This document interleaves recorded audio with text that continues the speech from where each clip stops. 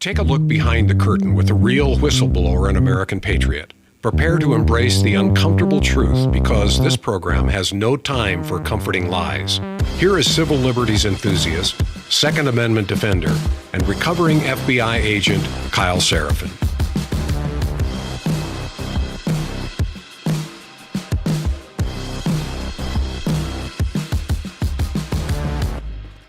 Hello, my friends, and welcome to the Kyle Seraphin Show. Today is Wednesday. It's February the 11th, and we are rolling live, and we are rolling a few minutes late, and I'm catching flack from you all in the chat, which is what we get here for running this show the way that we do it.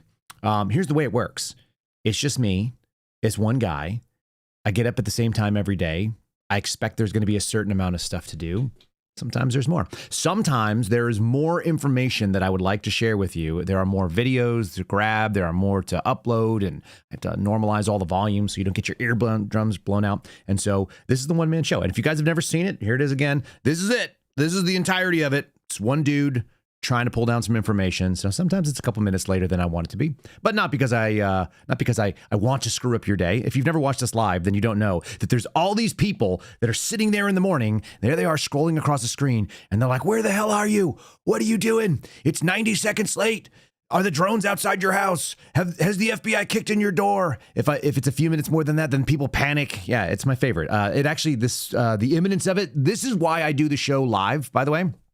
Because those people, all of you that are watching currently, that are listening to me, you're part of the energy that makes this thing real.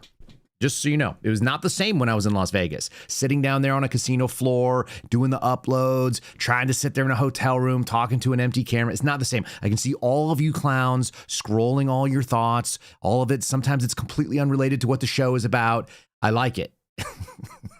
It's like being up on a stage talking to people, and some people are having like sidebar conversations and showing pictures of their kids and stuff like that.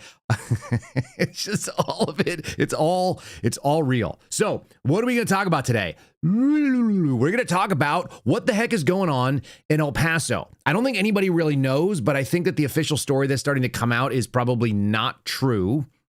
So we're going to talk about the El Paso airport shutdown from 0 to 18,000 feet AGL, above ground level. There is what's called a TFR, a temporary flight restriction for the next 10 days in El Paso. I find that fascinating. We're going to talk a little bit about a kidnapping story that continues to grip the nation's interest. I don't know anything special on the inside. What I'm doing is meta-analysis looking from the outside. And what I can tell is the people that everyone has put their trust in, we should have a far smaller amount of trust in them, including the so-called inside voices. Bongino joined the Hannity show. We had the FBI director get on the Hannity show. We're seeing the official Fox News narrative is that amazing people working for our government with all the technologies. Well, they haven't been able to find one old lady in the desert for whatever reason. And so we'll talk about how much this, not what's specifically going on in that case, although I think it's very interesting and weird in so much as kidnappings are always kind of a fascination for Americans, but it's not a common thing. It's not something that anybody really has a ton of experience in, even in the FBI. I can assure you that if you talk to any cop, any sheriff's deputy, any law enforcement professional at any level, all the way up into the federal, they don't have a ton of experience in kidnap cases because they're not that common. They don't work that way. And almost all kidnappings are what we call parental kidnappings, which means a parent takes a child that they're not supposed to be in custody of, and then they run off with them. So non-custodial parent kidnappings are the vast majority of them, by a lot, by probably like 90%. And then there are a couple of things that are called virtual kidnappings. And I discussed this with Viva Fry yesterday, and he hadn't heard of that. So we'll talk about that. I'm not sure that the FBI director knows that these exist, but they're a thing. Virtual kidnappings are out there. And then there are the actual really bizarre sort of kidnap for money, kidnap for ransom. You always look at the family first. That's pretty normal. So we'll talk about some of these things. And then it could just be random violence. It could be a completely senseless act that happened on accident. So all those things are possible. So we'll talk about kidnappings a little bit.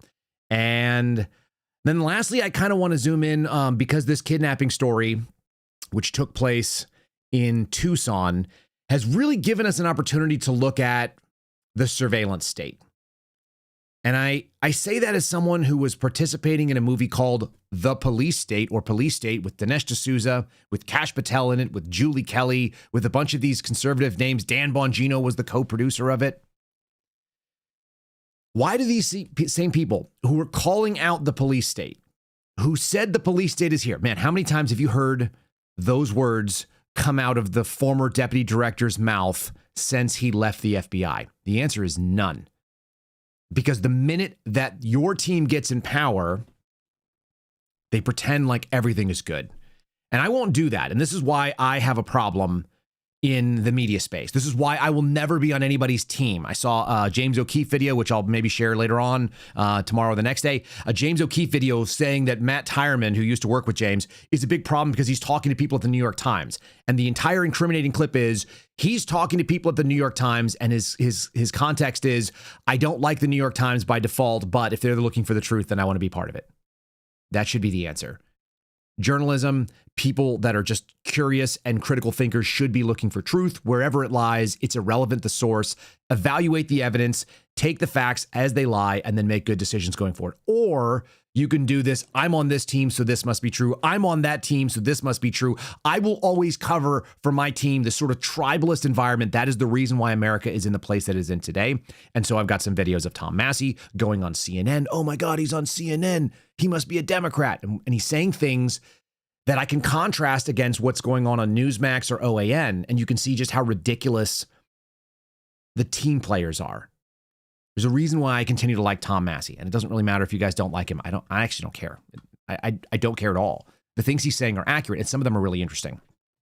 So let's take them as they are. Okay, before we get into it, we're going to be talking about the desert, how dark it is in the desert. By the way, that's fascinating to me as someone who used to live in the desert and left my FBI job in the desert, where it was so dark sometimes that we had shadows from just the stars when the moon was gone. That's how dark it used to get in the desert. It also is really dry in the desert. And so let's talk about my friends over at Cove Pure. How about that for a segue, right? Cove Pure, they are a water filtration company. And you guys are probably not drinking enough water. I think it's the number one thing that we can do for health. In fact, my wife constantly says that. I'll be like, hey, I feel like crap today. She was like, are you drinking water? I'm like, are you my drill sergeant? When I was in basic training, they would force you to drink water. When I was in all sorts of aggressive sort of PT, whether it be athletics that were organized or on my own, I always recognize the need for water. If you guys are not hydrating, you're probably close to death. Cove Pure can solve some of the problems by getting the junk out of your water and make it taste good, which is actually really helpful because a lot of people don't like to drink water because it just doesn't taste very good. If you're skipping workouts, if you're not eating right, if you're doing things that are not taking care of your body, one of the easiest things you can do is make sure that you have access to cold, clean, pure water. Cove Pure will filter out up to 99.9% of the contaminants in there. It's removing PFAs and microplastics and pharmaceutical residue and fluorides and all kinds of other things. It has multiple different stages. It's very easy to set up. It sits on your countertop. It requires zero plumbing. That's a big deal for people who are renting or people who just don't want to go through the hassle of trying to install like a whole house filter. You can set it anywhere you like. You get different temperatures of water, hot, cold, warm, lukewarm. You can set different sizes if you have kids who are likely to push a button and walk away and let it completely overflow. It's a great product. We use it for our kids upstairs. You can go to covepure, covepure.com/Kyle. That's covepure.com/Kyle. As usual, there's a link in the show description. It's the first thing to find. Push button, water filtration, sitting on your countertop. Save $200 on their machine right now. It's a really nice unit. You guys can see it on the screen if you're watching, if you're just listening. It's a handsome unit. It's very simple and streamlined. It's so easy to set up, and that makes a big difference. So if you're not drinking water, what the heck's wrong with you? Drink some water, hydrate, take your Motrin, put on some new socks, as we used to say in the military when you have a problem. We can't do that for America, but I wish we could. Let's get into today's program starting right now.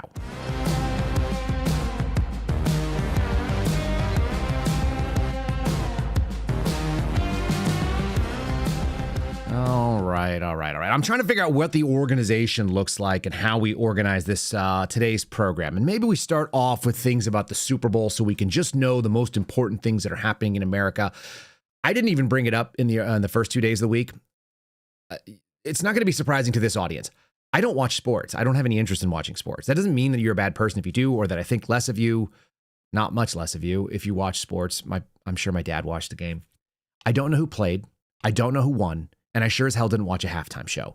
But I kept getting people pinging me like, hey, Seraphin, like, what do you think of the halftime show? Like, why don't you weigh in? Why don't I not weigh in? Why don't I not think about unserious things? The most wild thing that came out of the halftime show or the Super Bowl sort of experience is almost always the commercials. I find in the last maybe 25 years, people get bored with the game and they're interested in the advertisements, which is kind of strange. Tons of ad revenue goes into it, tons of budgeting. People plan their Super Bowl ad for months and months, maybe years ahead, trying to get these brilliant marketing campaigns so they can get your attention. And then sometimes they hit it out of the park and they just scare the ever-loving shit out of you with something like what the people at Ring did. Now, listen, if this is news to you, if you didn't realize that a web-connected camera system that attaches to the Wi-Fi in your home and has a direct line back to some company that does cloud-based storage, if you didn't know that those people had the ability to look at cameras that you were giving them access to and installing in your own home and, powering up with your own money and time. If you didn't realize that that was a surveillance tool, when it's literally a surveillance tool, that's literally how it's sold, and you didn't know that they were able to keep access to all that video, where have you been? Honestly. What has been going on in your head? How did you think this was all going to work out? It's a trade-off. It's always a trade-off whenever you decide to use a technology that's convenient. If you're not individually storing, if you're not individually wiring, if you're not holding on to all the data, if you're letting it go anywhere outside of your closed network, if it is not completely sandboxed in, then there is 100% chance that someone else is accessing it. I don't know. I don't know why you would think that. I don't know why anyone would think that. So that actually comes into play in the kidnapping case because apparently Google, in the scariest part of the whole case so far, has sort of showed you that not only do they have cloud-based storage and you can use the Nest system and you could theoretically have, cloud monitoring where you hold on to it with a subscription service, but they could also somehow recover the videos that were supposedly not being stored. Are we tracking here? It's pretty straightforward stuff. You gave access to something, other people have it. The end. For those of you that have an Alexa, who have one of these little, like, whatever they call the various different monitors. If you have Siri monitored on your Apple phone, which mine is now sitting in a Faraday bag right here, but if you were to happen to have the voice activated thing where you go, hey Alexa, hey Siri, how does that machine know to activate the search function? Oh, because it's always listening to you. And this has been proven. There's freaking Samsung TVs that are listening to you. There are all your Internet of Things. They're all listening to you. They're all surveillance devices. And the best part is that you're bringing them in voluntarily. Many of you are paying for them, like the Amazon Echo. You're paying for a surveillance device in your home. Just so you understand, even your cell phone, if you don't think that this thing walking around is a constant compromise of your privacy, then you're not paying attention at all. So let's just agree that that's the case. But apparently that shocked some people. So let's do the Super Bowl ad that scared other people that were apparently not aware of this thing. I guess better to wake up now than never, but that this was even surprising to anyone means that you've never even considered what the technology is that you brought into your home. This is Milo. Pets are family. But every year, 10 million go missing. And the way we look for them hasn't changed in years. Until now. One post of a dog's photo in the Ring app starts outdoor cameras looking for a match. Search Party from Ring uses AI to help families find lost dogs. Since launch, more than a dog a day has been reunited with their family. Be a hero in your neighborhood with Search Party. Available to everyone for free right now. Join the neighborhood at ring.com.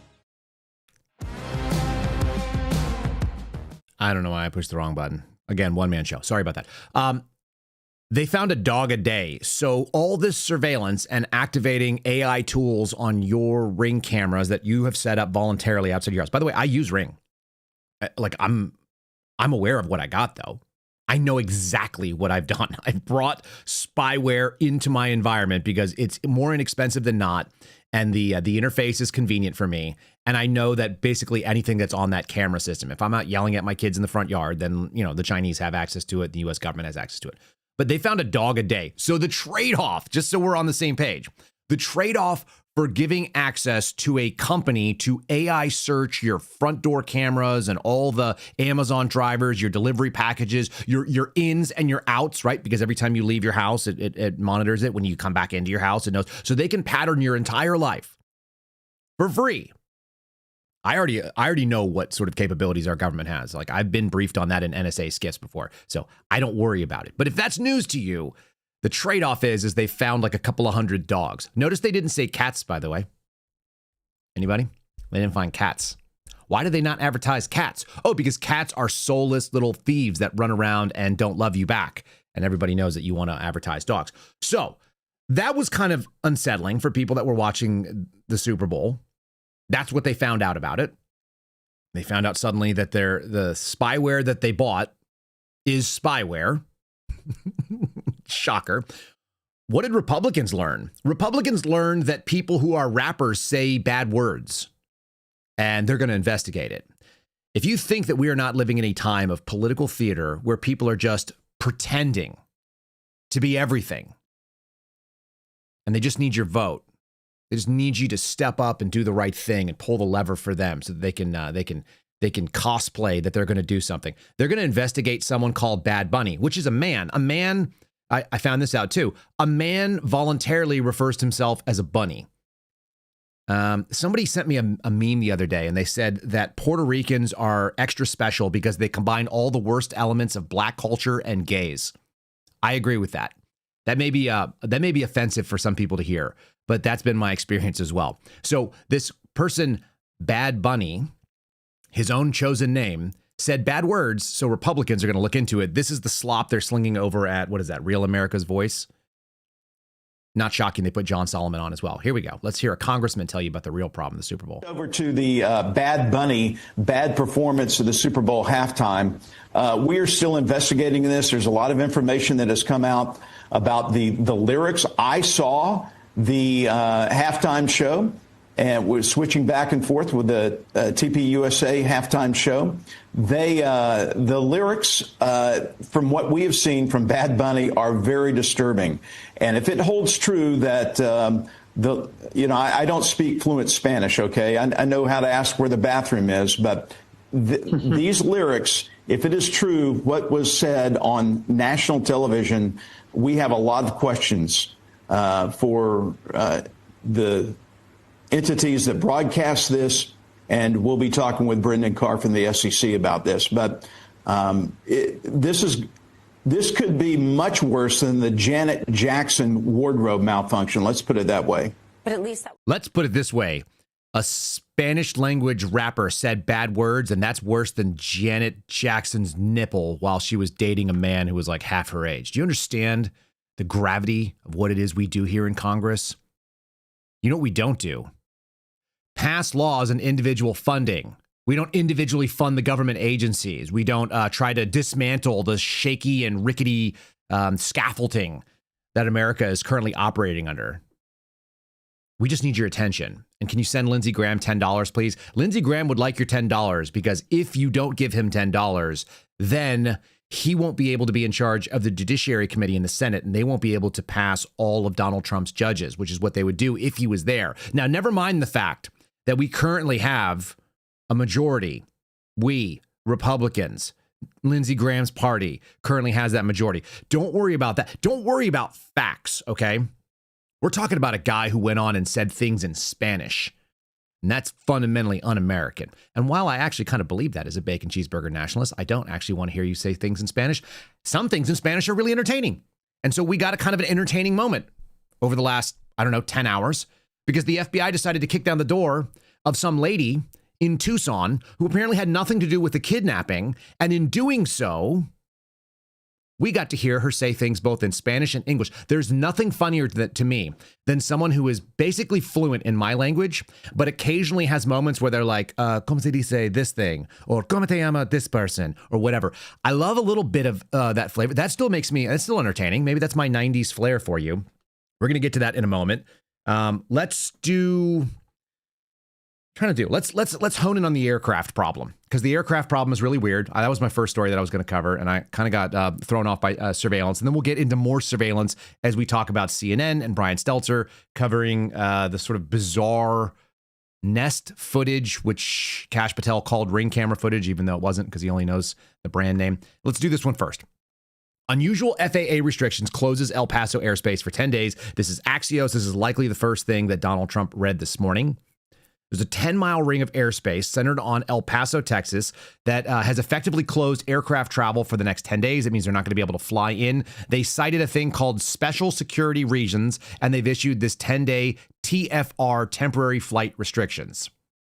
Now, we're going to get to the New York Times story in a second. This is somebody covering it over on X. There's a number of people. This one got 500,000 views. El Paso got locked down 10 days, no flights in and out. National Defense Airspace. FAA says that planes that violate it can be shot down.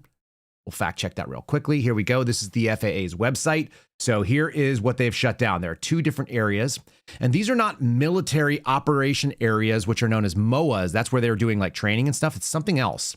These are this is a different sort of TFR. This is a NOTAM that was issued to all air travelers or all airmen. And here's the circle. So you guys are seeing it on the screen here. It goes into Mexico, but they don't really have the ability to stop Mexican airspace apparently. So I'm not sure why it's a circle like that. And then you've got this U.S. area over here over the Oregon Mountains and the national peaks. How far out does that go? Is that okay? So there's Las Cruces. So there's where I used to live. Actually, I used to live right over here. There's Fort Bliss, which extends all over the place here. All this is Fort Bliss, and the missile range above this is going to be White Sands, which is where I used to go and train. Holloman Air Force Base. There's a lot of military spaces and activity in that. There's a lot of open nothing as well. More on that later on as we start talking about the darkness that happens in the desert. But really kind of bizarre space here. They've shut down, and we don't really know the reason. And of course, the government is going to make it even more weird. Here, I'll crush this over and we'll just read it. It says issue date was on the 11th at 0300 UTC. El Paso, the El Paso VORTAC. There you go. Temporary flight restrictions for special security reason. No further information. Kind of interesting. No pilots may operate in the area, excluding Mexican airspace. The System Operations Support Center, or SOSOC, has a phone number. It's in Washington, D.C., coming out of the Albuquerque Center, and there's the authorities listed.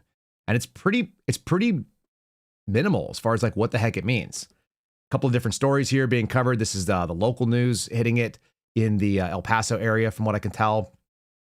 And they're doing a byline out of Washington, D.C., and CNN's coverage of it. So I'll go to the CNN guy in 1 second as well. But the Federal Aviation Administration abruptly issued this temporary warning.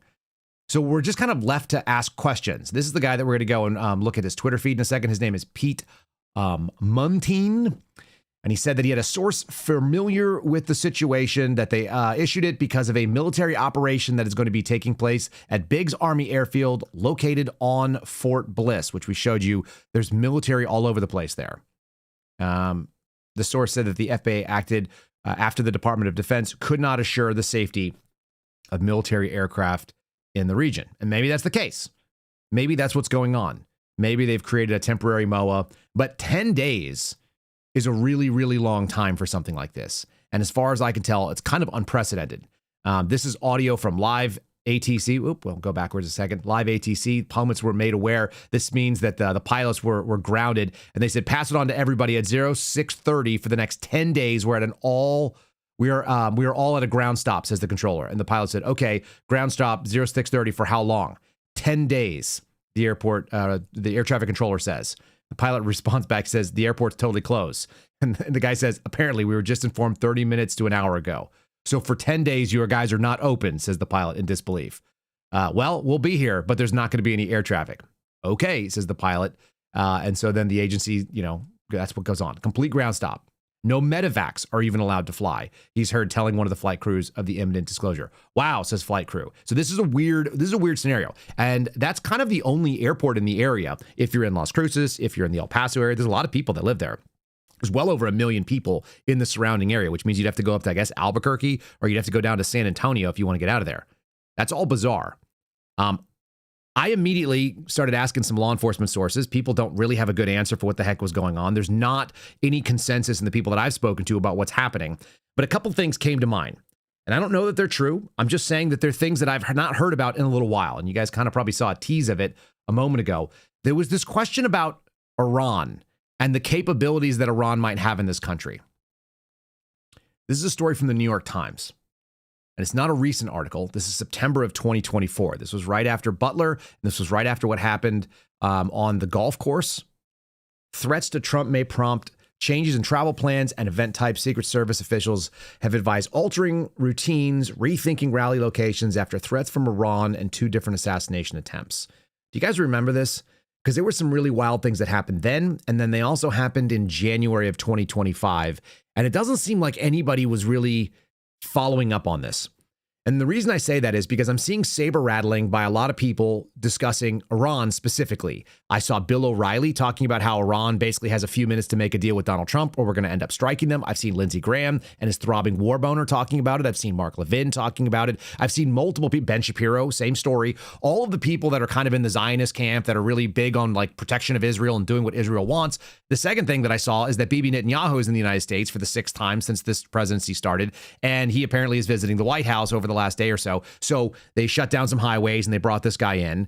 And so that makes you start thinking about, well, what is going on? And is it Iran related? I don't know that it is in any way. Okay. I'm just saying that these are some of the things that are out there in the space that are worth considering. And these things have never really been addressed. The 2 things that are decided in this New York Times article, which I think was done pretty well, bring up the possibility that because we've pissed off Iran for all the things we've done and Soleimani being taken out under the Trump administration 1.0, and then their increased technology about, drone capabilities and how they can be deployed. That was part one. And the second thing is what happened in January of 2025. This was in the wake of the attack in New Orleans, where we had a FBI investigation, lone wolf, guy drove his truck in, shot some people, had bombs supposedly. And then it was another thing altogether that was happening over in Las Vegas. It was a Cybertruck explosion. There was a discussion in these like weird sort of emails from a former special forces guy, or I guess he was current at the time, now dead, talking about the capabilities of drones and Chinese drones. We had this drone swarms that were happening over New Jersey and all over the East Coast. And that kind of disappeared, right? Trump administration got in and then nobody's making any big deal about it.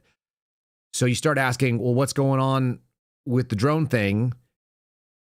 And there was this bit that Sam Shoemate had to share. And he went on the Sean Ryan show, and I talked to Sam intermittently, but we were talking pretty frequently in January of last year, was talking to Sean Ryan about this. And I don't think I've ever heard anything more than that. And when I reached out to a couple of people in law enforcement asking about this, people who have pretty good connections in the law enforcement communities all over the country, this is another thing they thought of as well. So the possibility of drones, whether they be cartel, whether they be a foreign actor, that's real, because this aviation restriction is 0 to 18,000 feet.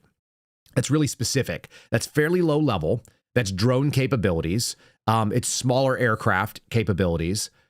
The other question is whether or not we're talking about something called man pads. So I'm going to play you this clip from the Sean Ryan show. It's something I remember. I don't know why it's never been really addressed again, and I haven't heard it come up since then, but it's always been in the back of some of our minds. We had some confirmed reporting through 2 solid sources, and this is where I have to be very iffy. And I told him in the car, and he can tell you offline, I cannot say this on the air, but we had 2 solid sources, one south of the border and then one from an element within our own government that confirmed independently of each other that Iranian-made man pads, so surface-to-air missiles, had come across the border. We had the location and everything else. Well, we got this to Secret Service. We did the whole gamut and got everything pushed to them. And that's why Trump was pushing a lot of this stuff out when he was, because we had told the Secret Service and they had the reporting and everything else. We have not, to my knowledge, have not recovered those man pads. But what I do know we have done is we have apprehended the couriers on a second run of theirs, and local law enforcement got together with federal law enforcement and rolled up the safe house. And we have since identified what that issue was on the border. So we now have Iranian missiles, who knows how many, and inside the United States. Yeah. So that's pretty terrifying as a possibility. Now, we don't know that for a fact. Again, 2 different sources reporting it, independent corroboration. That's pretty good. And that means that there's at least a possibility of it, but it's not firsthand knowledge. And I don't know how good Sam's sources are. I think they're probably decent. But then it just kind of went away. And if you guys are just listening, and apparently our chat is like fascinated by the expression man pad. A man pad is a surface-to-air missile that is a man-powered or man-carried portable missile system that can hit aircraft out of the sky from the ground. So Stinger missiles, these things, this kind of stuff.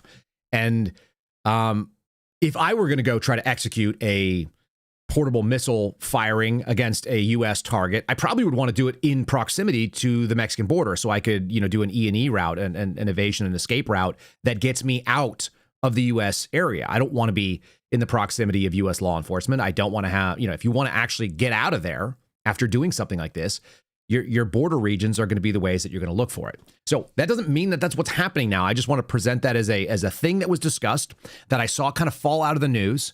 It's something that we've heard people like Sarah Adams talk about, who's a former CIA targeter. She still works in the intel space. We heard guys like Sam. Sam is a pretty sober voice. When I've spoken to him, I don't think he does anything for clicks or for attention. That's just not the way that he talks about stuff. I think that was a sober and frustrating thing for him to say. I've had other people in law enforcement share with their own independent sourcing that they believe that this is a possibility. That doesn't mean, like, we were told for years that they were terrorists coming in, that they were foreign actors that were running through our closed border. They're all inside the United States at this point. And one of the things that we made it really clear is there's no reason why you would ever try to execute something while the border is open. You would continue to bring people in mass forces. This is the danger that you had under the Biden administration. As long as the border is open, it gives you this false sense of security because the enemy is going to clearly abuse that open resource and bring people into the U.S. as long as they can. And when they can't anymore, that's when you start seeing people hatch and launch whatever schemes or plans that they had that they were coming here in the first place for. So all of this stuff, unknown, but grounding aircraft in an area, one of the reasons that you may not be able to hit like an airliner while it's en route, what's called en route, it's going to be too high. The flight level that it's flying at is too high. But the times that they actually reach the space where a regular man-powered missile system might be able to take them down is when they're doing the approach or the takeoff. So that's your airports. And El Paso probably is the most accessible from foreign soil. I'm trying to think. Maybe San Diego is relatively close, but it's not that close. El Paso is on the line. Like, you're flying right over Mexico. You're flying right on the edge. So whether that's the reason or not, just worth something to consider. The other possibility is drone swarms and weird things that can happen there. And also that could be launched from a foreign nation. Again, the proximity to the border there is very, very high. I'm trying to think of another airport that's of any kind of substance that is that close to the Mexican border, especially where there's a population where you could hide in. Like Ciudad Juarez is right on the edge of El Paso. Anyway, these things are things to think about, and they're bizarre. And it's one more thing to look into the public space and say it's a good thing that we've got Republicans talking about Bad Bunny, and then we don't get any answers. Let me just show one last thing on the screen here, because this is what I think is probably not happening. And I only say that because of the sourcing and because of the person that's the correspondent doing it. Here is Pete Muntean, who was being cited in that article. He is a CNN correspondent covering aviation and transportation, bills himself as a pilot and a flight instructor. I'm sure those are true. This is what he said. A source briefed by FAA. A source briefed by FAA, but not someone from FAA. So this is secondary sourcing, as we're reading it, just in his own words, tells me that El Paso flight ban was driven by military operations at Biggs Army Airfield in Fort Bliss. They couldn't assure civilian flight safety. Well, I'll tell you what, if I was in a government position and I wanted to make sure that nobody was panicked and we're all going to keep you on the ground, I would give you that sort of explanation. That is a nothing explanation. That is a absolute means nothing, sounds like it means something until you actually evaluate it. And you're like, what does it mean to say that there are military operations? Which military doing what? Why does it need to be for 10 days? That actually answers no questions. So as I evaluate that, I go, well, that sounds like a good cover story for something from somebody who was not actually at the FAA. The FAA could come out and just say what it is, by the way, or they can't, which is exactly what we got during those drone swarms that were happening over on the East Coast. There was a lot of sort of smoke. There were a lot of questions. They loved that we just kept asking the questions. We got no answers over and over again. At the end of the day, they were like, oh yeah, it was just like, we've been briefed on it. It's fine. No big deal. Don't worry about it. That's some old stuff, guys. And we constantly see that. This is why you got to have a decent memory. This is why I think a lot of the mainstream media assumes that the Americans have, or the American people in general, have the memory of a goldfish, because oftentimes people act like they have the memory of a goldfish. I try not to do that here. So if you like that, and you like doing what we're doing here, whether we start 5 minutes late or not, join us over on Rumble, join us over on YouTube. You can subscribe on either one of those channels or both. That'd be fine too. We wouldn't mind it. Sometimes we have issues on one streaming platform or another. Give us a like wherever they're at. Go ahead and subscribe. Turn on notifications if you guys want to see when we go live, which is pretty much at 9:30 Eastern time. That's 8:30 in Texas, America, but it's not always exactly on the button because it's just one guy. I'm not beholden to anybody else's schedule, so there you go. But I appreciate that you guys show up and you guys in the live stream do make this what it is. Watching you chat about all kinds of the other weird things you're talking about also make this show real on the other end for me. You may hear an ad for Spotify, and that means that's the other way that we monetize the platform. It's KyleSeraphinShow.com. If you want a backup option on being able to get a clean show if the stream gets weird out there somewhere in the ether, you can always go to KyleSeraphinShow.com. You may hear an ad from them right now. And then we have the Locals Call-In Show, which I have set an alarm on. We missed it last week, but the Locals Call-In Show happens, KyleSeraphin.com, or you could be a subscriber and a channel member over on YouTube. You get the call-in number. We take your calls on Thursday night. So again, share it with a friend. Go ahead and like the video now if you have not already. What are you doing? What are you doing if you haven't liked the video already? Should we get into this weird story of kidnappings? Should we do that next? I think we should. Because I'm going to do that, and then we're going to talk about how all this stuff is only distracting from the Epstein files and the ongoing tranche of data that's out there. Here we go. This is the home where a woman was abducted, an 84-year-old woman who is the mother of a TV personality that I don't watch, and I'd never heard of until this story. I hadn't, like many other people. Like the person the FBI detained. I didn't know who this was, but this is a pretty common desert setup. So I'm having this on the screen. If you haven't seen it, great time to be on Spotify, Rumble, or YouTube to be able to see it. This is the house. This is some of the law enforcement personnel out there. And what do we see? The standard zero-scaped desert sort of landscaping techniques. You got some yuccas. You've got some saguaro cactus. You've got a pool, which is nice because it's freaking hot in the desert and dry. You've got some like kind of dusty shrubberies. This is what it looks like out there. This is very similar to what it looked like when I was in Las Cruces, although all the things, instead of being sort of pink and red, which matches the dirt that you find in Arizona, it was all kind of like more brownish tones because we had a browner dirt. But the desert in Las Cruces and all the way across to Tucson is relatively similar. It's also very dark in the desert. This is the way that it works. When I would walk outside at night, when I lived in Las Cruces, I could literally walk out during a new moon where the moon was either like not at all existent or a tiny little sliver, just fractional illumination from the moon. And there would be an actual shadow on the ground because the stars were so bright. And for those people who live in areas where it is, urban and you have light pollution, you might not realize just how dark it is when it's real night. But it also is things that you can see. Like I could navigate by starlight. The actual light pollution ends up making it harder to see. I think walking around in the darkness of the desert is much easier. That's been my experience. I'd much rather walk through cactus and some of the dark things that are out there than running around in like the suburban area of Austin, Texas, with all the light in the sky, which makes it almost impossible to see what's going on the ground. But apparently that was too much. That was too much for a former FBI guy. We call them the Former Agents Group, FAGs. Former FBI agent James Gagliano, a.k.a. Jimmy Gags, a.k.a. New York Jimmy. He was stunned by the unforgiving conditions that complicated the search. This is a man whose job it is to apologize for the FBI, to fillet, metaphorically speaking, the FBI on national television. And so I've got some funny clips of this guy.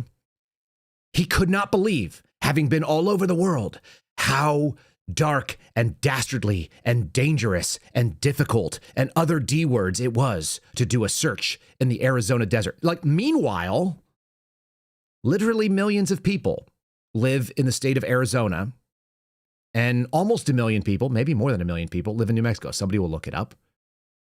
Guys, it's dark in the desert. It's dry in the desert. There are spiky cactus in the desert. That's really dangerous if you have a 2-year-old or a 3-year-old. Grown-ups can just walk around. It's not a problem. It turns out the FBI has all kinds of skills and capabilities, and they have a bunch of guys with Pano night vision, $50,000 night vision rigs on their heads. This headline is so embarrassing. It would be embarrassing for normal people. It's not for them.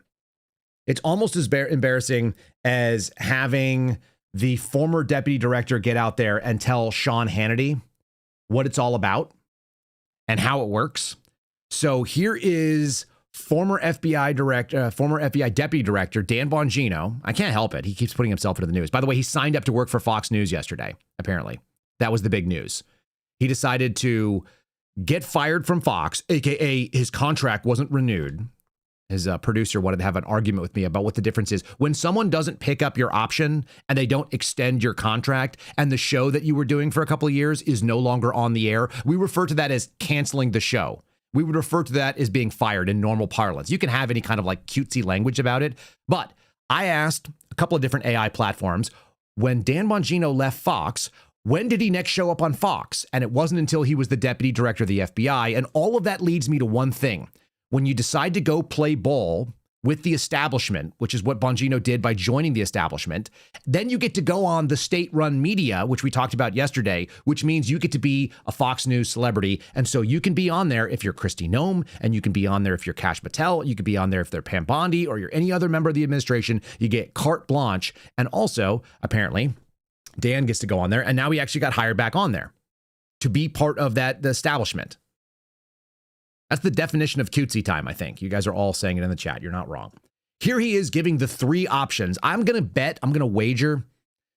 I would wager a significant amount of money. I'd wager everything we make in a month on this podcast that Dan Bongino has never worked a kidnapping case ever in his life. That he's never worked a single one. Not as a cop, certainly not as a Secret Service agent, because that doesn't happen. And he definitely didn't work any cases at all while he was at the FBI. So I'm going to say that his experience with kidnapping cases is none. Good thing he's out there telling a national audience at Fox how it works. So what's going on right now? I see three possibilities, Sean, and I'm not going to wait. All right, here we go. These are three possibilities. If you apply Occam's razor, I see could apply. The first would be. These are three possibilities. If you apply Occam's razor, that could apply. Here we go. That is a really Chinese-looking freeze frame. Obviously, it's a kidnapping. That was an intended kidnapping for a ransom payment. That would be the first possibility. Again, I'm not weighting any of them. The second. How many times do we actually get an actual kidnapping for a ransom payment? Does that happen very often? It does not. Possibility would be this was just a crime that went awry.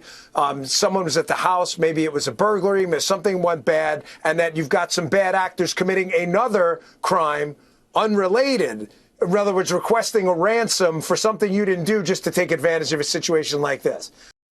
He's probably right on that one, to be fair. That's known as a virtual kidnapping. I bet you Dan doesn't know what those are. So a virtual kidnapping is when you take advantage of a situation. Maybe you're surveilling, let's say someone's surveilling your spouse, and your spouse goes on a hike in a national park that has very poor cell phone coverage, and they're going to be there for a couple of hours. When they go into that space and they drop out of cell phone coverage, now I, as a virtual kidnapper, can reach out to you and demand ransom payments. I can take a picture of your wife at that place, your husband, going for that hike, and I can send it to you and say, we have this person. You need to give me $10,000 in Bitcoin for me to release them. And so you reach out, and you try to call, nothing. You send text messages, nothing. They don't get delivered. They're not read. And so you're panicked. And you may have a couple of hours of time where that panic can result in occasionally someone paying a ransom in a virtual kidnapping where you were never actually kidnapped. We would see this on the Indian reservation on occasion, where somebody would go into a dead zone and they'd hang out with their friends and they'd be drinking at a park where it was known to have no cell phone coverage. And then another member of the family who was a dirtbag would call like an aunt or an uncle and be like, hey, we have your child or we have whatever, give us money. Give us $785. What they would usually say is give us $10,000. And they'd be like, I don't have $10,000. I've got $741.38. And then they'd be like, okay, give us $731.48. Whatever the hell the number was. So you'd get that. And you're like, really? They were hardcore kidnappers and they didn't know that you had no money. Like nobody got kidnapped on the res, that was real because nobody on the res had any money that was worth kidnapping. So this is the most likely thing, this virtual kidnap, in the scenarios that Dan is presenting. The other possibility is we have no idea what happened. All right. So anyway, we'll keep going on, but that's what it's called. The term virtual kidnapping is not in the news anywhere. I've never seen it pop up. It is a real concept. You guys can do your own assessment of that. You can do your own research if you're curious about what it is. The third possibility, Number 3. Again, this is and this is where I think you have to kind of think outside of the box, is especially given some of the messaging that we've seen lately, is the possibility that there may have been some kind of maybe a medical emergency or something, and maybe this was not a kidnapping. And I say that only because, and again, so his 2 options are: it was a kidnapping, it was not a kidnapping, but someone pretended it was a kidnapping, or it was not a kidnapping. That's what I came up with, yeah? I'm not weighting these possibilities. We're just, when you can't find someone at a crime scene like this right away within the first couple of days, you either have really good surgical type operators, or the story you've been told or you may have believed may not be the story. I mean, all right, so that's really helpful. So all that is not true, and what was done later is back to our little topic of surveillance state, which is that Kash Patel, thinking that he was talking about a Ring camera, was going out and touting the amazing capabilities of the FBI to go and interface with Google, which is really the demon in this story. If all the things that we're going to talk about, if the story of the Super Bowl for a lot of people was that Ring cameras are stealing your data, then the additional story should be that Google apparently is holding on to all the data that comes out of your Nest stuff, which we should have all expected. That's not surprising. That's where I started the show. Apparently that was surprising. That involves the incredible capabilities and leadership of Donald Trump. I'm trying to think of what other knob slobbery we can guess is going to be in this. Donald Trump's amazing leadership, the local partners who do a great job, the FBI's incredible ability to interface with technology companies, and then also Google steals all your shit and they use the cameras to come after you. Let's do the Brian Stelter version of it first. Brian Stelter is super excited to find out incredible technologies. Cameras record things, and when you give them to a cloud service, the cloud service, whether you pay for it or not, is holding on to that information. This is shocking to Americans in 2026. They're learning that Big Brother's real. This is the technical part of the story that I want to learn more about, that I bet many viewers want to learn more about, because this is a key part of the breakthrough. My sense is that the engineers and the technicians at Google, the company that owns Nest, deserve a lot of credit for this breakthrough. And you can read between the lines of Kash Patel's statement and get that sense. He said, working with our partners, they were able to obtain this video. Well, for viewers who aren't familiar how Nest works, these are some of the Nest cameras. So here's one of them that's for outdoor use. Here's an indoor camera that's for indoor use. You plug these in, you're able to see whatever the camera sees. But unless you have a monthly subscription to the cloud interface, there's not a backup of the recordings. You're able to see the video live if you have it plugged in, but you're not able to see a backup. A lot of people don't bother to pay for the backup for $10 a month or whatever it is, because all you're ever going to see on your cameras is, well, in the Tucson desert, maybe a coyote every once in a while. But in this instance, according to the FBI, the Google engineers, these data forensics experts, were able to somehow retrieve the raw material that was coming off the camera live, that was being fed onto the servers live, even though there was not a subscription. There's going to be a lot of questions about that, and so far we've only seen the video from what seems to be the doorbell camera and not from any other cameras around the home.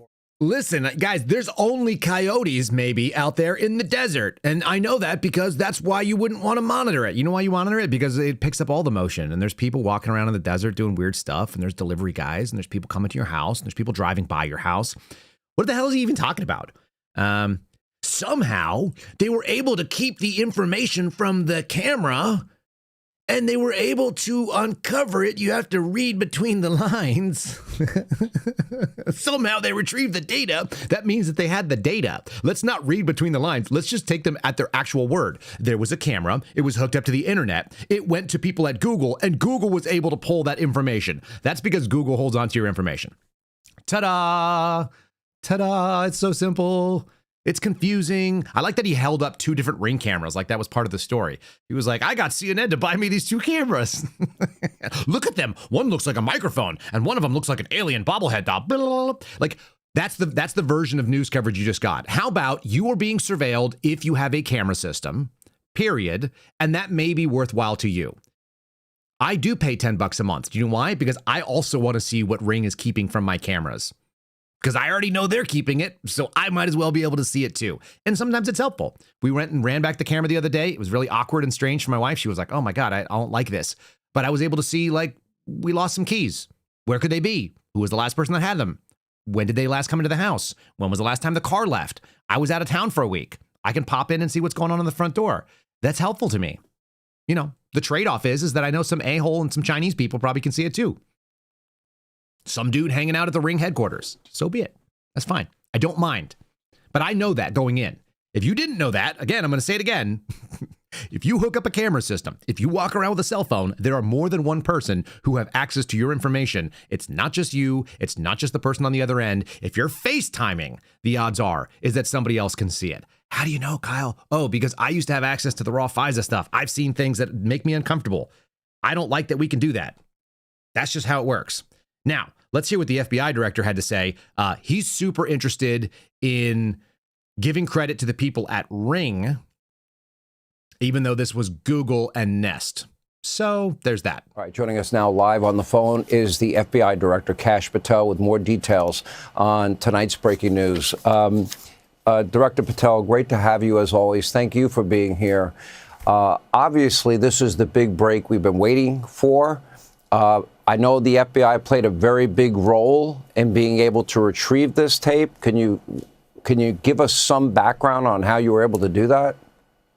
Yeah, Sean, look, it's great to be with you, and it was great to be, in the ground in Arizona with our FBI teams leading the charge with the local law enforcement there. Things like this happen when you have great partnerships with the private sector. And because President Trump delivered these great partnerships with these private sector companies, he did it. He did the knob slob. There it is. We were able to execute lawful searches and go to these private sector companies and expedite results, and then go into their systems and actually excavate material that people would think would normally be deleted and no one would look for. And basically, without getting into too many of the details, that's how the FBI worked with our private sector partners to pull out material that people thought didn't even exist because of the specific type of subscription service on the Ring doorbell. Here's a real question for you guys. As I'm looking at the screen right here, and you're seeing that this is obviously not what Dan Bongino suggested, some sort of medical incident. There's some guy at the door that's dressed to do nefarious things. I do think it's a man, not a woman, based on the way the body moves, but, open to finding out the wrong answer. The way that the backpack is worn looks very masculine to me, the stance and so on and so forth. This is also like a total weirdo who's never carried a gun before, as far as I can tell, because they're carrying like an Uncle Mike's revolver holster over the dong, which I refer to as appendix carry, I guess. I don't know what that is. Outside the waistband, weird stuff. All of this is really strange. Why would anyone think that a Ring camera or a Nest camera was not recording? Can anyone explain that? Because I can't. I'm looking at it, and Kash is like, yeah, nobody would have thought that a camera that does recordings would have recordings on it. And everyone's like, yeah, of course. The default position was they thought that, which is probably why this person was out there trying to cover up the camera with some shrubbery or some flowers or some foliage that's out there in the yard. This is not a pro. This is not someone who knows what the hell they're doing. If you were serious about it, you would have cut the power before you got there. You would have shot out the camera with like a BB gun or a 22, or you would have rolled in with just a spray can and you would have covered your face and gone shh and covered it. And that would have been the end of it. But no, that's not what's going on. We'll continue on to hear what the director says. But thanks to this brilliant partnership, we were able to get it out, sharpen it with our technical capabilities at the FBI, and put it out to the world. Because as you were just talking about, this investigation of this magnitude was going to require the public's assistance, which is why we put it out nearly immediately, the video, the photos, and the sharpened images. And we continue to receive tips, and we encourage all Americans to provide any and all tips. And based upon that, we were able to expand the investigation and take the appropriate next steps, which is what we're doing and what you're seeing unfold. Yeah, so they were able to do the appropriate next steps, and that meant that they were going to kick down the door of this lady who did what I talked about earlier, my favorite thing, which is when someone speaks fluent English, but occasionally reverts to Spanish to ask questions. By the way, this is coming from Axios. What day was this on? February the 4th. Scoop, FBI chief ready to head to Tucson as Trump pledges to help.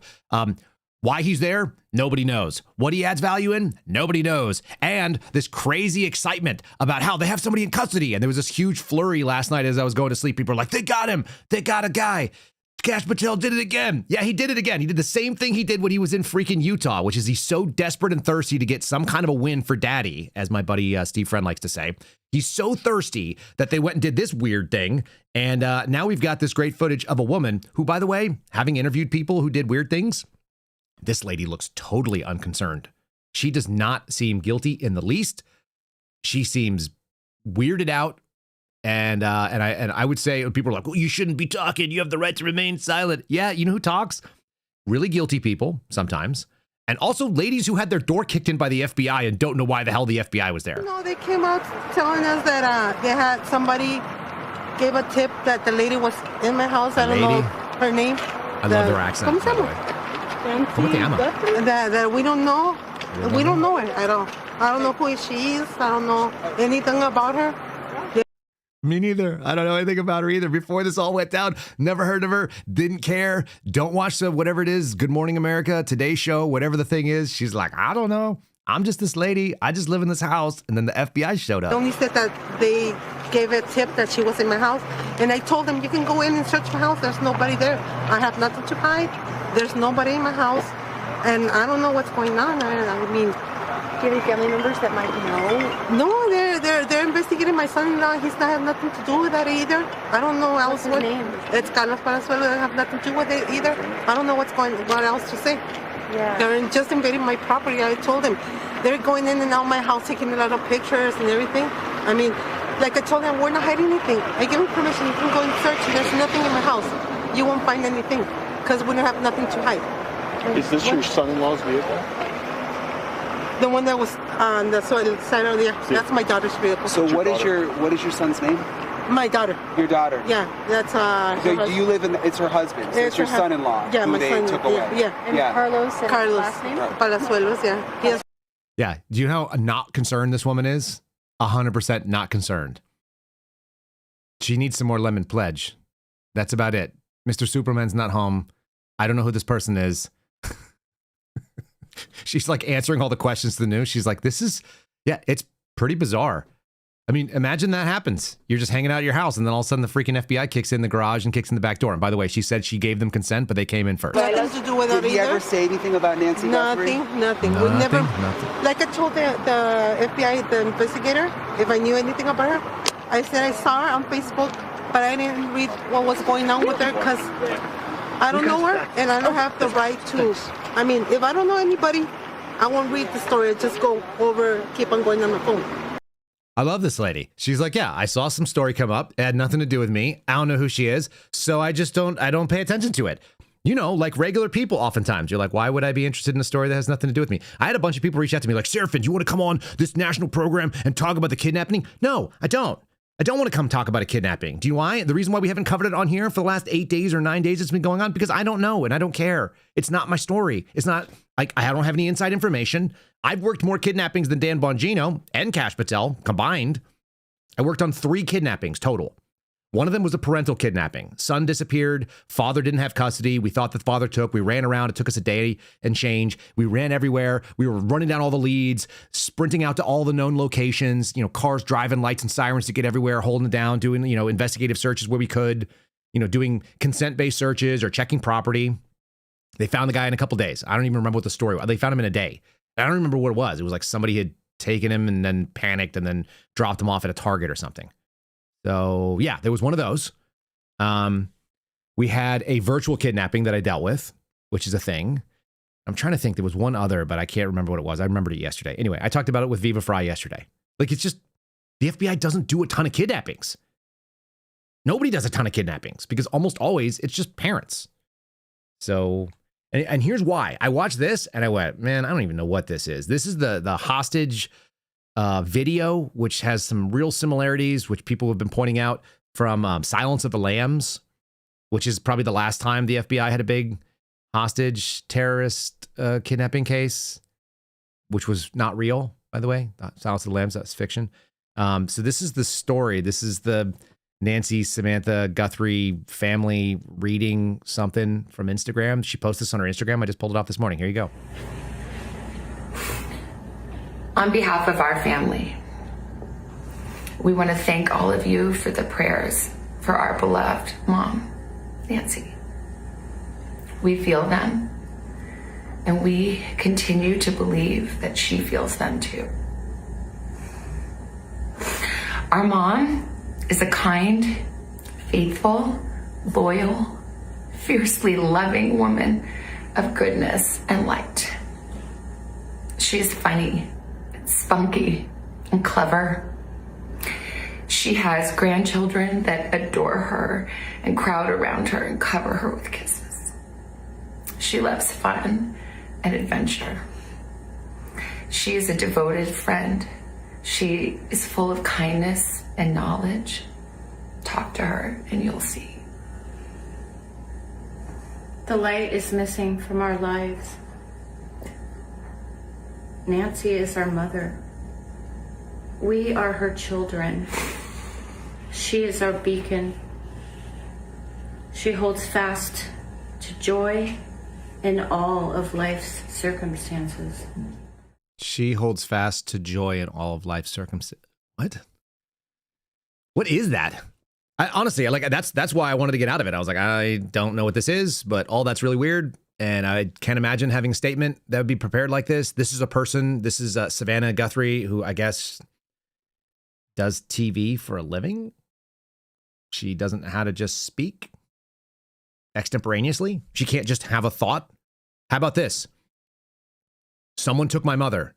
She needs to be released. If I find out who that person is, I will fucking skin you and leave you in the desert for the coyotes to eat. Return her. We'll hunt you down forever. That's your only choice. I don't get it. Like, she holds fast to the joy that is in life, and she is our mother. A mother who has children. Children who are us. It's all weird. Like, I don't know. Like, that's why I didn't want to get into it. I haven't been interesting. I found it bizarre. The story of an FBI agent going out and saying, it's incredibly stunning. It's so dark. I've never seen anything so unforgiving as the territory where the FBI must search. Jimmy Gags.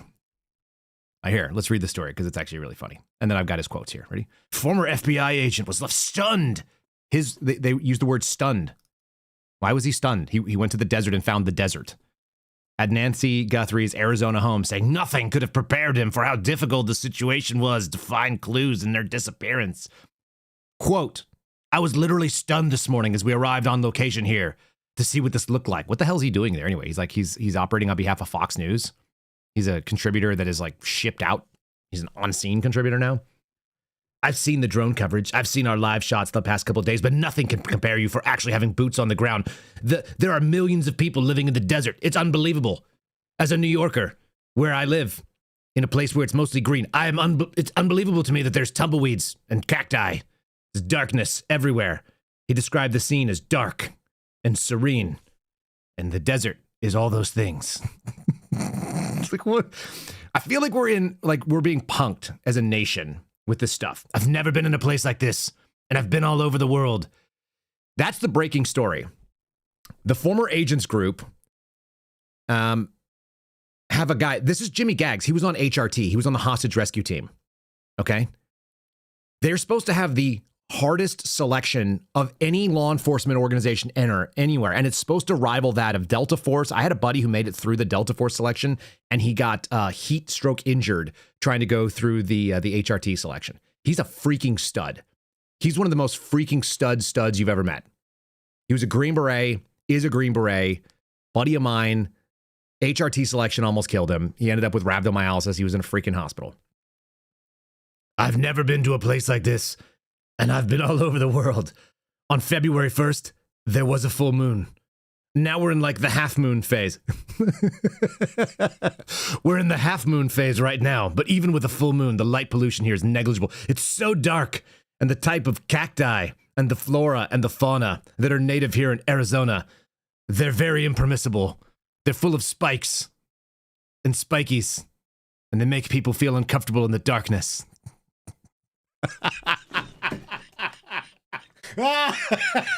Hold on.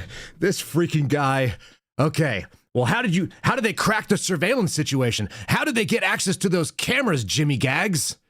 They must have gone to people with enormously heavy brains. What do you think? The FBI's Operational Technology Division, the OTD, these are the 10-pound brain guys. These are the scientists and the special agents that ground through this with what we know now to be Google folks to figure out how to harvest that information out of that Nest camera.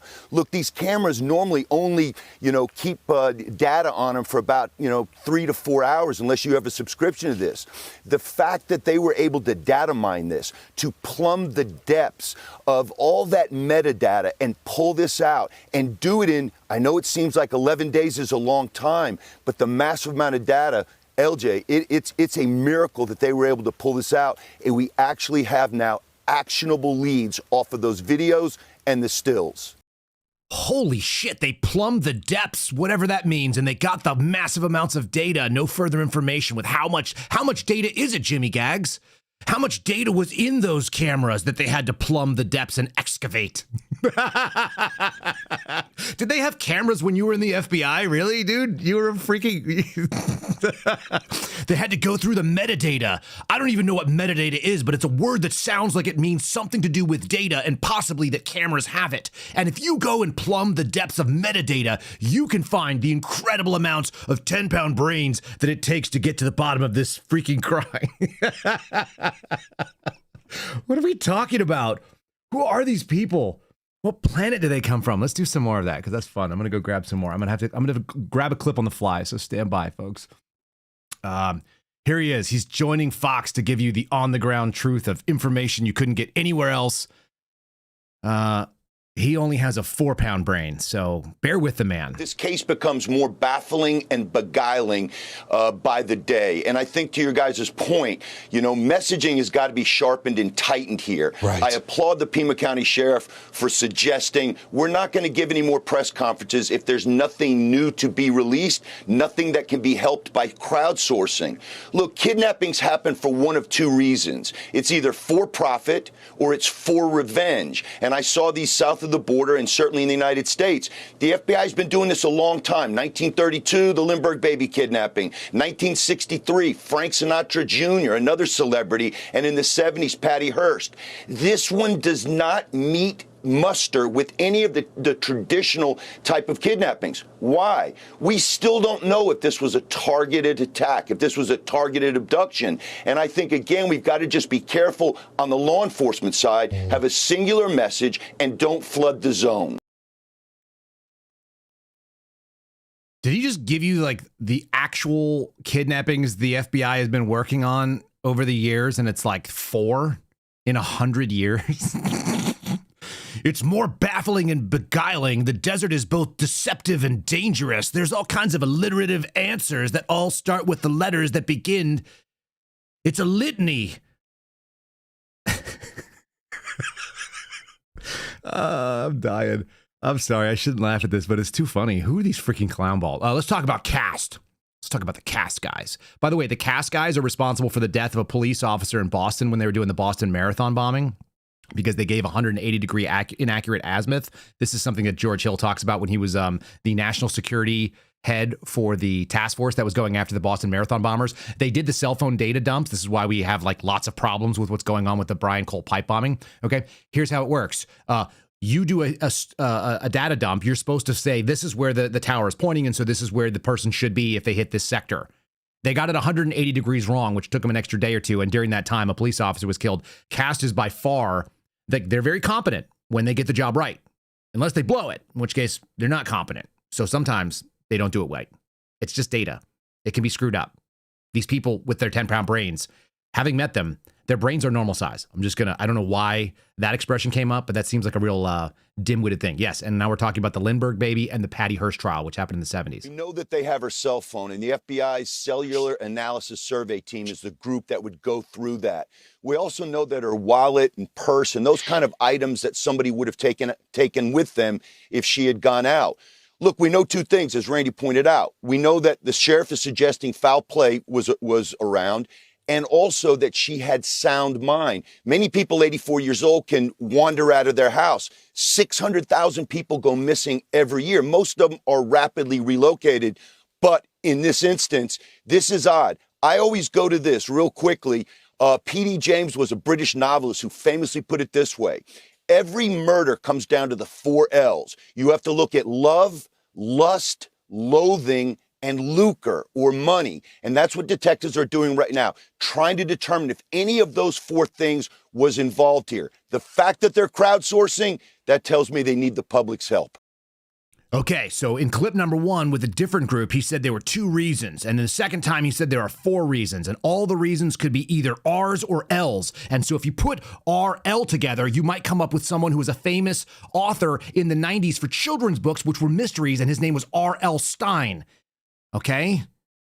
And so it could be that if we went to the R.L. Stein books, we would find a name of somebody who was a perpetrator. No? None of that makes any sense. That's just all made up. Unbelievable. Lust or lucre. Or love. How desperate for content are these clowns? They could talk about the Epstein files. That would be fine. Or they don't have to. Anyway, that's what CNN did. Here's the FBI is getting the cameras off the rooftops. So there you go. It's just all of this is so silly. This is why I wasn't talking about it previously. For whatever it's worth, it's like I hold on to some of this stuff, and I just think that we're living in a clown world. I think we're living in a time when people say completely illogical things. How about the guy, the FBI director, was probably ready to say, "We've got him. We've got the subject in custody." He wanted to tweet it out so badly. Do you know how much they had to take his phone away from him so he didn't do it? Like in the same way that I think Donald Trump has a burner located somewhere like in a toilet at the White House in case the White House staff like pulls his phone and they're like, you're off limits, sir. You've just endorsed Corey Mills and Salazar, Maria Salazar. Like, what are you doing, sir? These people are garbage. Like, you can't have your phone. He has like a burner sitting on the toilet and he's sitting there. He's like dropping a deuce and like now he's tweeting out more stuff. Same story. I think Kash Patel probably also has people trying to take his phone from him because I know he wanted to say we got him. And this is the guy that they got. Oh, we showed you Consuela, who was looking for more lemon pledge. Here's the son-in-law, who's like a delivery driver for FedEx or something. He's like, they didn't even ask me any questions. They just like pulled me over, took my car, and then they let me go. Amazing. You don't watch the Today Show? No. You don't watch the Today Show? This No, was a nobody complete does. shock. It was. What kind was- of questions were they asking you? Nothing. They didn't ask me no questions. Why not? So They nothing, just said- nothing. They So they just sent me in the car. They investigated my car and this one, and that's it. They didn't ask me no questions, no nothing. I hate it when someone investigates my car. Did you get the other car back? Or they still have it? No, it's right there. Oh, they gave it back to No, it's you? there. So, Yeah, it's like. and they said you can go home? Yeah. And how did they treat like the people you were with, your girl, your child? I don't want to speak. Yeah, no, understood. Yep. How's your family? They Well, they're all scared in everybody. I was going to say, they scared everybody, huh? Yeah, they're all in shock right now. Wow. Did they damage the I like that he like looked in the door to see if his family was in there, and then he didn't open the door. house? Yeah. What did they do to the They house? broke the doors. What else, man? The garage door in the back. So what are you going to do That's the best answer you could give, by the way, when someone asks you a question. How's the house? now? I'll try to clear my name. I didn't do anything. I gotta clear my name, bro. I don't know. Like I saw it on a TV show once, but if they accuse you of something, you gotta clear your name, bro. Like you don't have to clear anything, homie. They didn't even ask you any questions, apparently. They just kicked your door down and then they left your car. If your car's in the front yard, they don't think you did it. Just saying. Can you tell us your name again? I mean, I hope they get the suspect, because I'm not it. They better do their job and find the suspect that did it so they can clear. How close were they to tweeting out victory on this one, huh? Yeah. So you don't even watch the Today Show? He's like, I don't even know what the Today Show is. I don't even know what day it is today. That's how little I know about what's going on there. This dude, this whole thing, this is baffling and beguiling. Gosh, I love our chat sometimes. If only we could get Jimmy Gags down there to ask some questions. I need a live interrogation of Jimmy HRT, New York Jimmy, asking questions of this dude, because that would be the best TV you could have. He'd be like, have you noticed how dark it is in the desert? It's really dark and dangerous out here. It's beguiling and befuddling for all of us in this baffling case. And he'd be like, why are you using the B word so many times, bro? Oh, shoot, I just did it too. I'm also part of this. It's so dumb. Should we do Epstein stuff? I feel like we should. Hold on. Look, this is the master criminal. I've got the picture right here.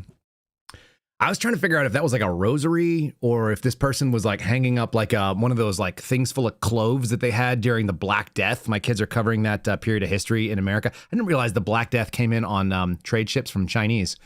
Isn't that interesting? How many Chinese plagues have killed off a bunch of Western people, you wonder? Anyway, so yeah, it looked like it was like one of those like wraps that you saw during the Black Death that people had like that were like full of cloves and all these kind of like smelling things because they thought that the smell of the plague rats was actually the problem. They didn't realize it was the rats that was killing people off with bubonic plague. They had bubonic plague in the desert too. Another dangerous, deceptive, and daring thing that happens in the dark in the desert. So there we go. All right, let's do some Epstein stuff as we figured out. Hey, are you guys having fun? I'm having fun today. I'm having more fun than I ought to. Like the show if you're watching on Rumble. Like the show if you're watching on YouTube. Subscribe to the channel if you want sometimes irreverent takes on today's news. That's what we do. Subscribe over on YouTube. Boost the numbers there. I'd appreciate it. Give us a thumb. Go ahead. Join us for the call-in show. I'd like to hear what your best impressions are of this bro who's out there that didn't maybe do this at all.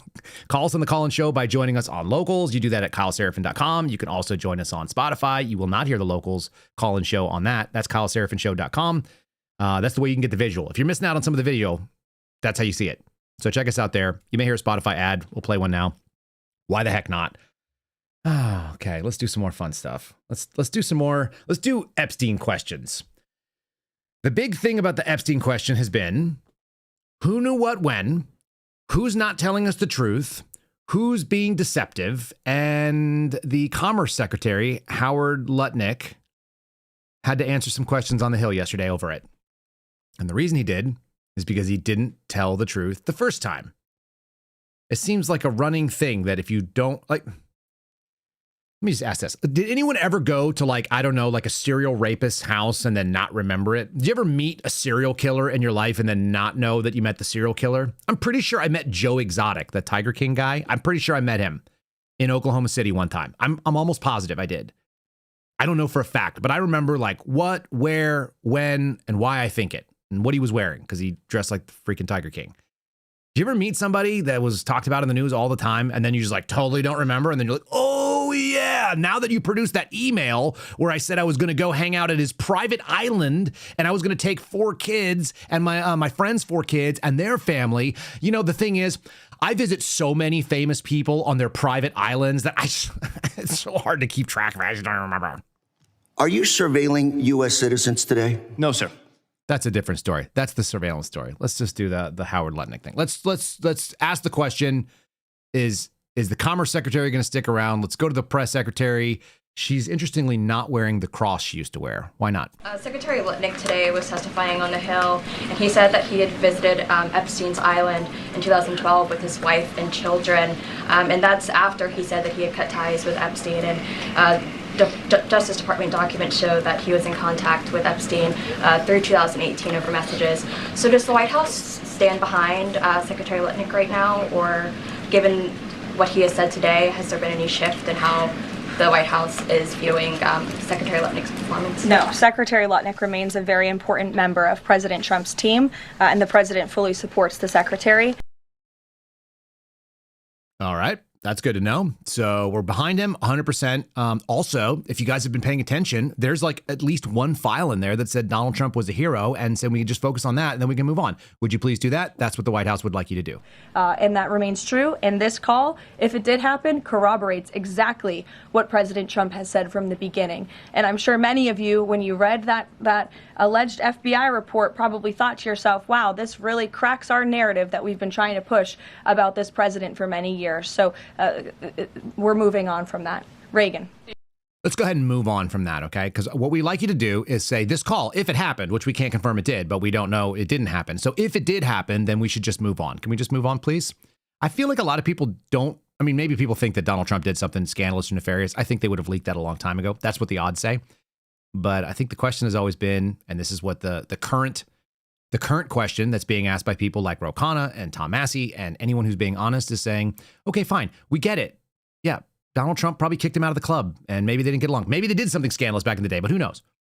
More importantly, does he have people that are trying to keep him from this? What is going on with this Justice Department that they started off with, the client list is on my desk. Alina Habba said, we saw horrific things and you're going to see prosecutions. And then quietly in the middle of the night on a Sunday, they were like, psh, nobody's going to be prosecuted. We're just going to drop this email here. We're going to send it over to Axios.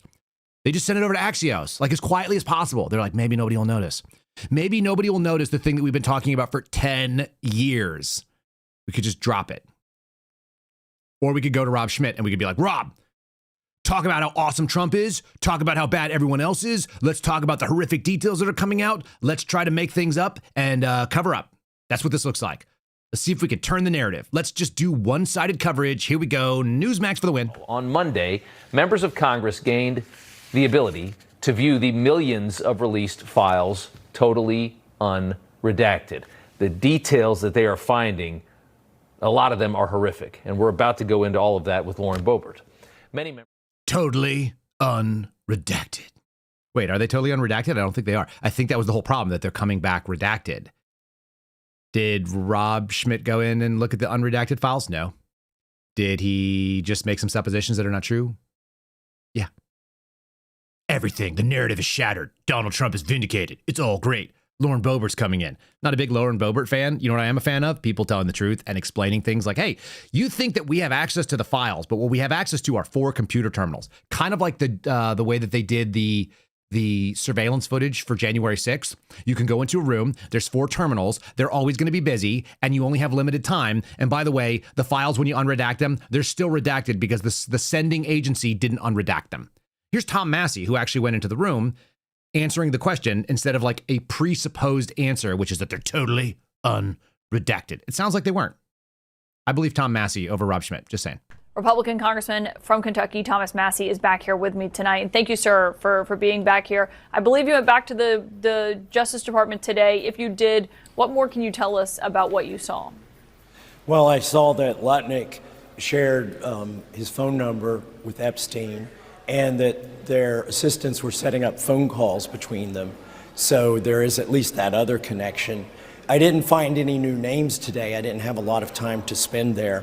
But the main, by the way, it's a room with 4 computers and it's busy all the time. There's always at least 4 congressmen in there.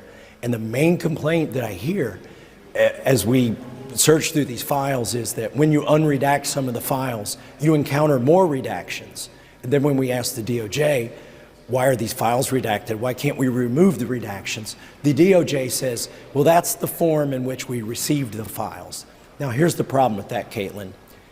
The legislation that Ro Khanna and I wrote directs the Attorney General to produce the documents, but they have to give all the documents that are in the possession, not of the DOJ, but also of the FBI and also of the U.S. attorneys.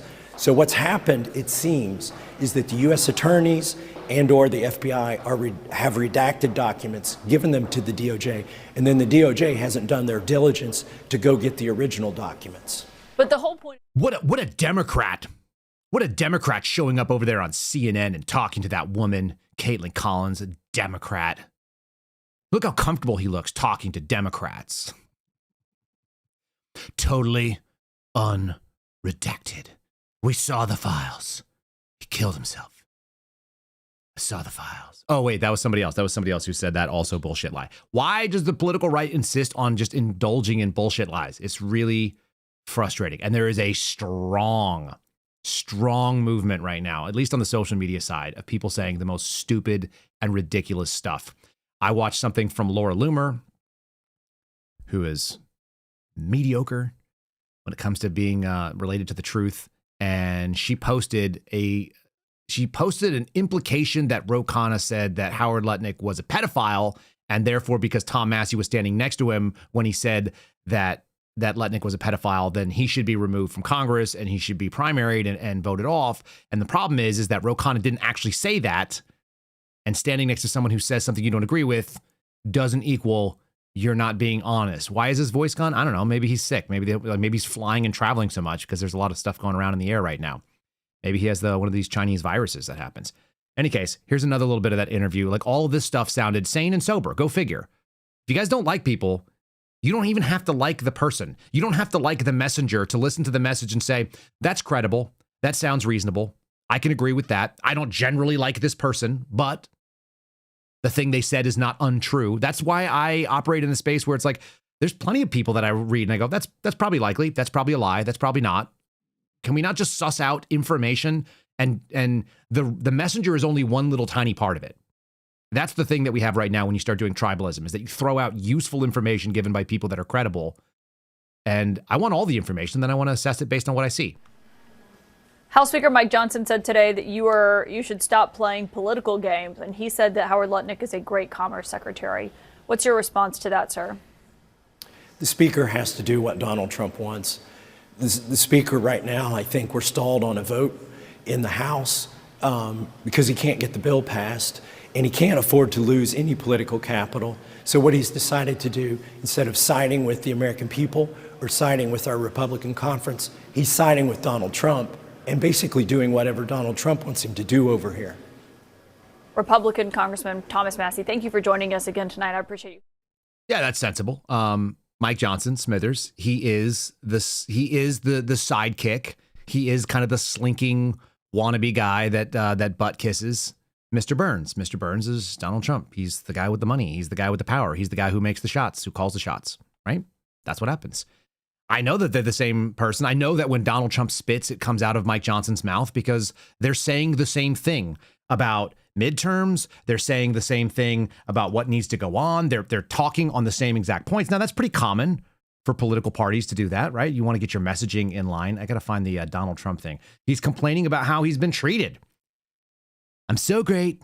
I'm doing such an awesome job, and nobody likes it. Why don't they like it? It's not fair. And then Smithers does the same thing. Here's Donald Trump doing it from yesterday. In 50 years, a president that's won, even a popular president, somebody that's done well. I'm popular and I've done well. I mean, I think we have the greatest economy actually ever in history. We broke 50 and we broke 7,000. They said I wouldn't do that for 4 years and I did it in 1 year. We have to get the word out, okay? If we can get the word out, we should. You dummies. You don't think the economy's awesome? You don't think that a 10-cent gas price drop is saving your lives? Why can't you just listen? Donald told you he's awesome, so just let him be awesome. Now Smithers will tell you he's awesome. Look how great we are. Why don't you guys know it? What's wrong with you people? Seriously, what's wrong with you people? Why don't you know that your life is so great right now? That the economics are incredible, that your money is going so far. We're watching gold spike. Gold is worth like 100% more than it was a year ago.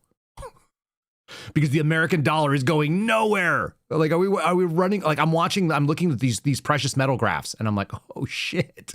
Like, what's about to happen to my savings? Is it ruined? Is it useless?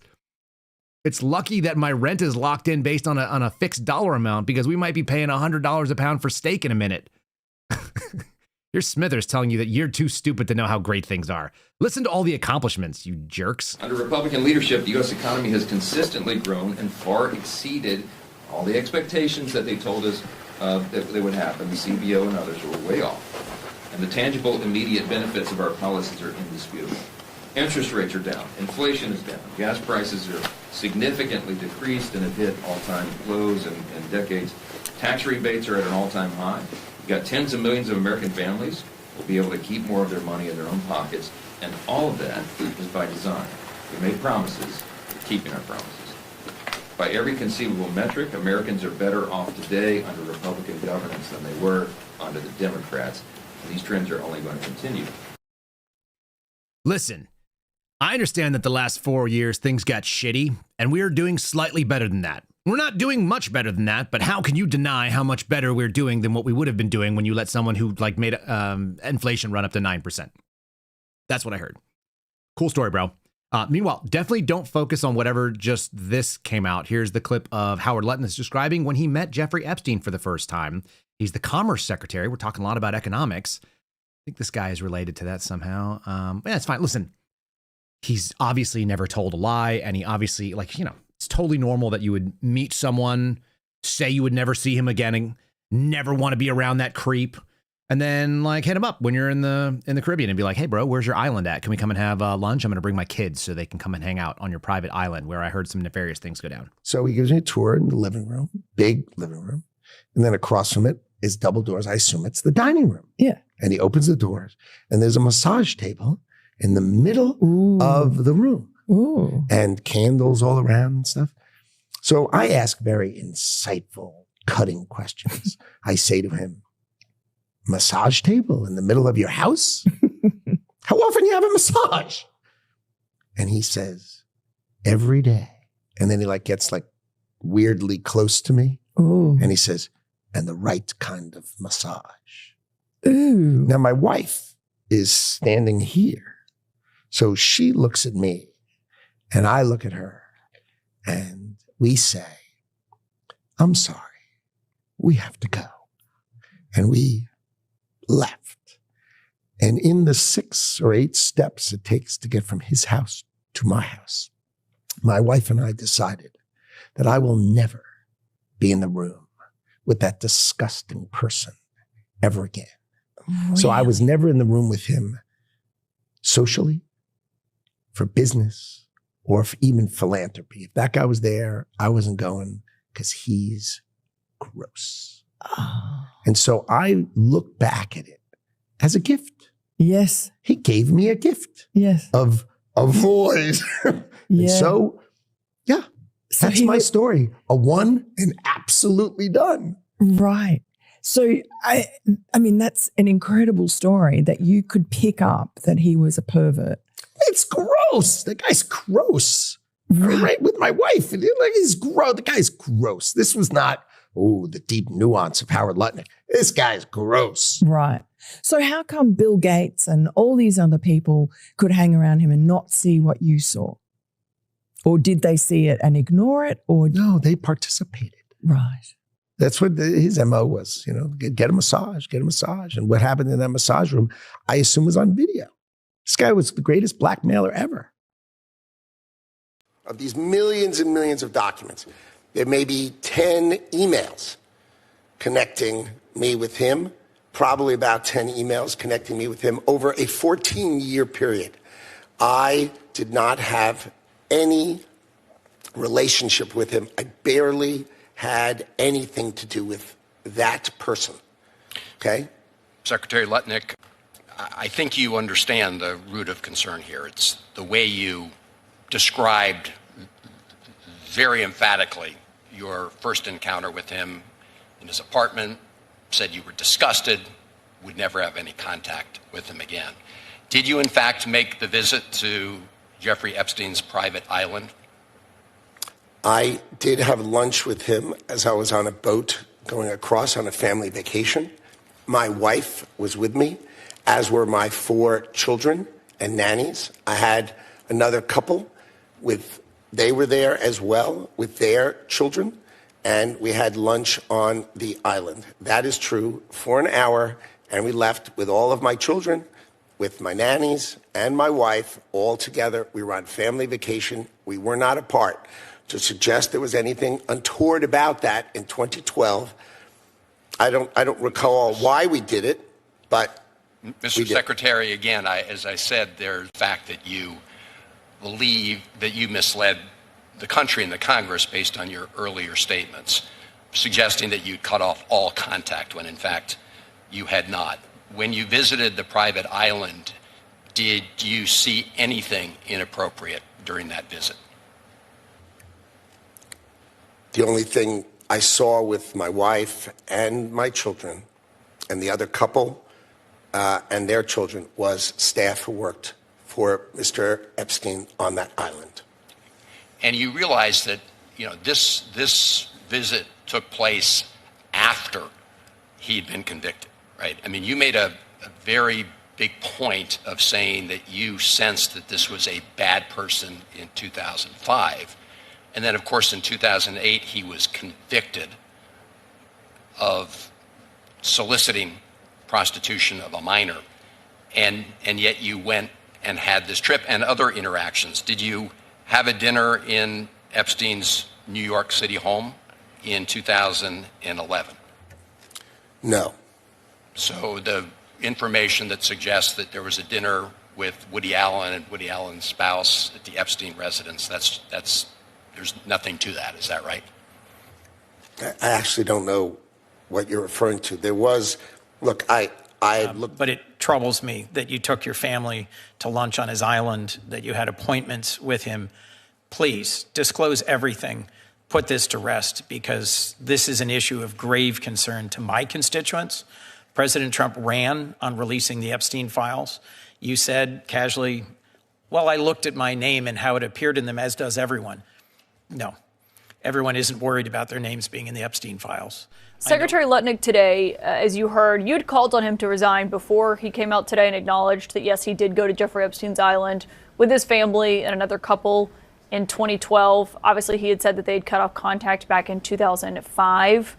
Based on what you heard today, did that change your mind at all? It solidified my decision. Look, the problem isn't that he went to Epstein Island. That's not a crime. It's not appropriate, I would say, to take your family to an island where people knew that bad things were happening. The problem is, how do you have confidence in the Secretary of Commerce who lied about it just recently? Like, that podcast wasn't that long ago. He lied about it recently, and then he was forced only when he was sworn in to give a truthful answer. And I think it's a matter of confidence in the people who are leading this country. And I don't have confidence in somebody who will lie like that. House Speaker Mike Johnson. And then the Mike Johnson clip. But yeah, Tom Massey's the bad guy, guys. He needs to be primaried. He's a problem. We should definitely support Corey Mills, Stolen Valor Mills, maybe beats up his girlfriend Mills, maybe threatens his domestic partner, Corey Mills, like these kind of things. Lots of interesting people that should be supported. What did we talk about the other day that happens at every government level? It doesn't matter whether it's at Congress or whether it's like minor officials in the FBI or whether it happens even at the state or local level. You get people that are compromised. Guess what? They do compromised things. That's the entire story of what Epstein is all about. If you can get compromat, if you can find people who will sacrifice principle, then you get to do all kinds of fun things. It's actually not that hard to become very, very wealthy if you have zero principles in this country. A lot of you would be able to do it. There are all kinds of angles that you've seen where you could have stolen from your companies. You could have taken advantage of your neighbors. You could have taken things that were not yours. As long as you didn't have any scruples, then you can get away with doing all kinds of stuff. The only thing is you have to live with it. Some people can live with it. Some people cannot. If you can't live with it, that's going to be your burden. It is a big burden to be an honest operator in America in 2026. It's always been a big burden. And people that are willing to cut corners and lie and cheat and steal will always, there's plenty of worldly treasure to be stored up by being an immoral person. What was the thing we used to learn when I was a kid growing up? Crime doesn't pay. BS. Low-level crime, bank robberies, strong arm robberies, theft, burglary, stuff like that. Yeah, it doesn't pay very long. It pays immediately, but not very long. But really big crimes, white collar stuff, that stuff pays incredibly well. You just have to go to hell at the end of it. That's kind of what this America was all set up on. We have a pretty Christian oriented mindset when it comes to the way that we've organized our laws. So yeah, you know who's also having a weird week? And I found out maybe is the worst interviewer in America. I already knew this from watching a couple of clips. I've never once sat and watched Steve Bannon do an entire show. I have no idea why that man can do 4 hours a day and people are dumb enough to sit and just go like, oh, I want to watch a fat guy with long hair.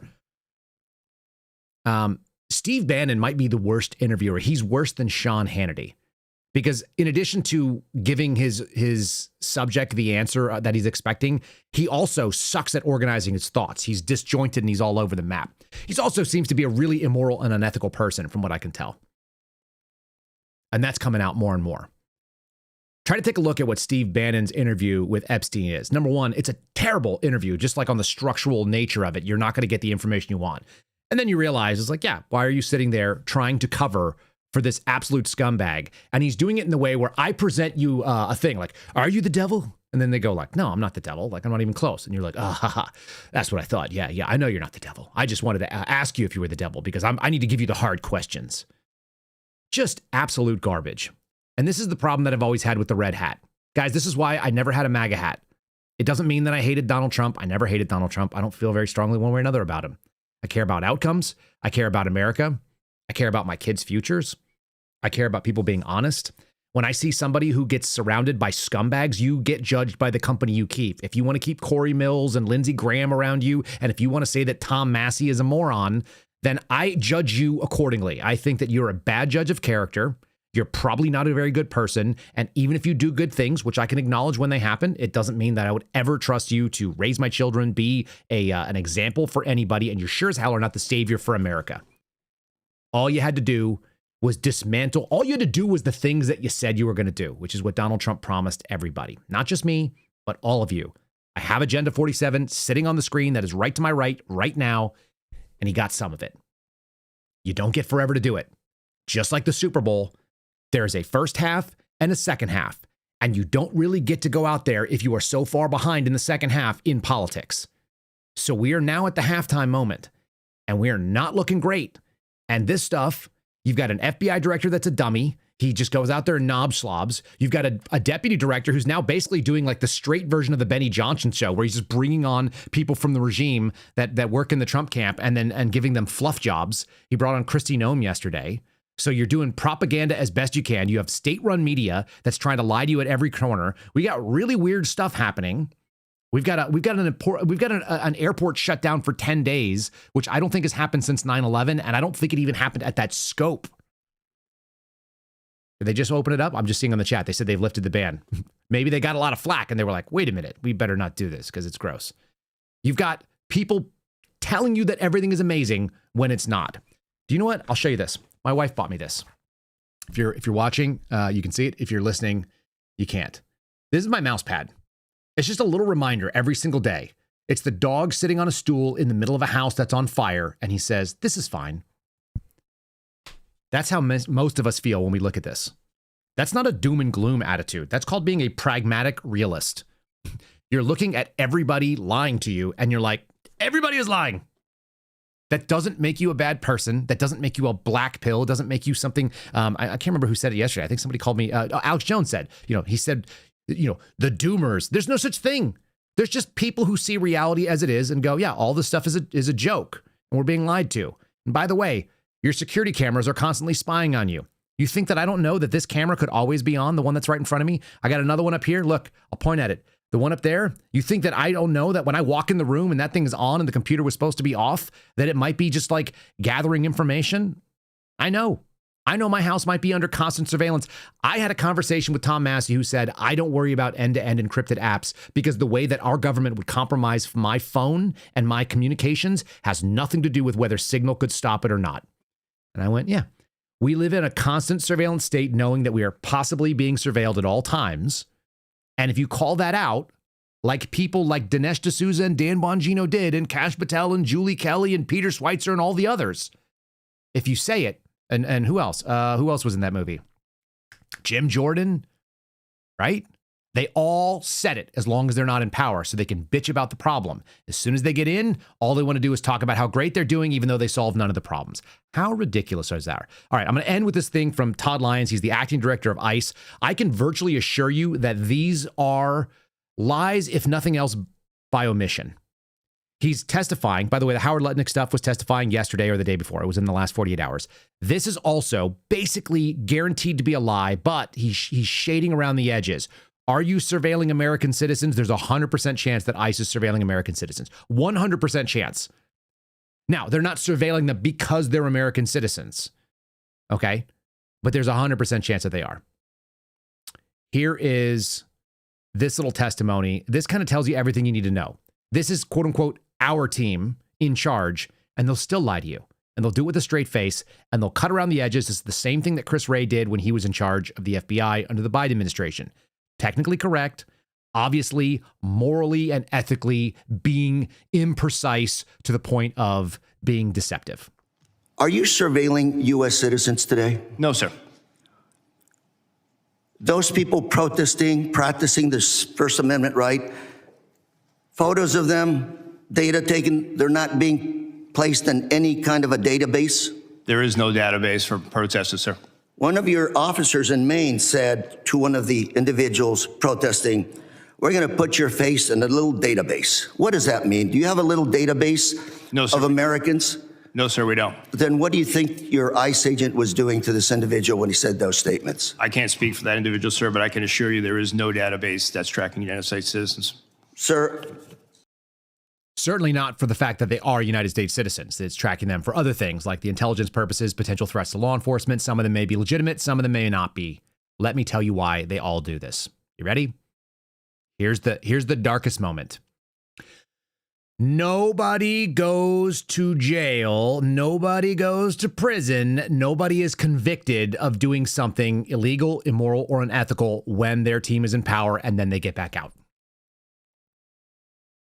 Brennan, Clapper, Comey, Wray, Susan Rice, Obama, Biden, like name it down, run down through it. All the people. Does anyone ever pay with their freedom? No.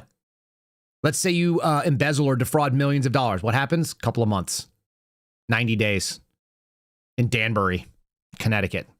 And then you're back out again and you're on the airwaves making money again, selling advertisements, telling people about gold IRAs and pocket catheters and reverse harm mortgages. All of these people have no consequences. So why have I been frustrated? Why have I acted the way I do? Why am I a mean jerk on social media?